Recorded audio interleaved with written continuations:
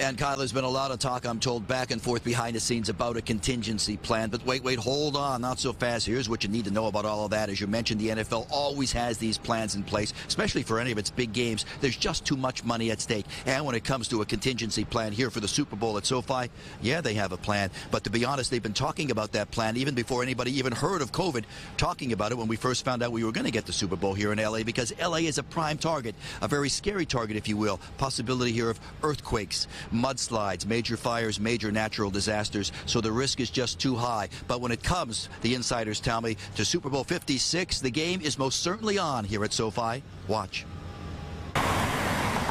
SoFi Stadium all lit up weeks before hosting the Super Bowl, but now the NFL confirms it is looking into a contingency plan, a backup location, as it always does for its big games, with AT&T Stadium, the home of the Dallas Cowboys, reportedly agreeing to host the game just in case. The National Football League saying it has, quote, contacted several clubs to inquire about stadium availability in the event we cannot play the Super Bowl as scheduled due to weather-related issues or unforeseen circumstances. 100% Super Bowl is going to be in Inglewood. Just like with every major endeavor, there are contingency plans that are made. You know, in California, you know, we're prone to earthquakes. There could be an earthquake.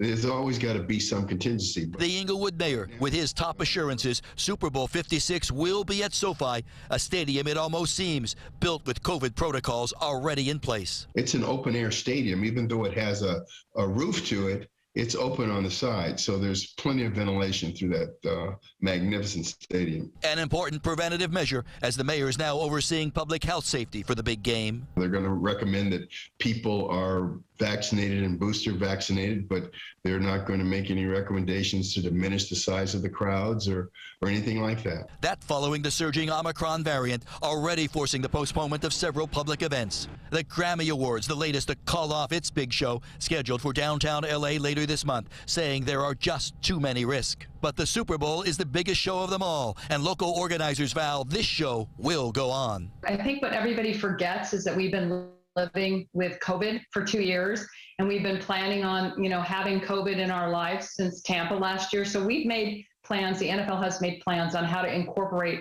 safety protocols into all the events that they're doing. It's not just the Super Bowl, but the fan experience in the week leading up to the game itself, all going on as scheduled. The biggest challenge, I'm told, is telling the huge out-of-town crowd what to expect from our local safety protocols. There are people coming from out of town, and we've got very aggressive communication and messaging plans to show what we call the know before you go, to know what our protocols are, because as we know, every city, county, state across the country is doing something a little bit different. And even California's top health official confirming extra measures now being taken to ensure the Super Bowl doesn't become a super spreader. The work is to make sure that as it is moving forward as planned, that the mitigation strategies that create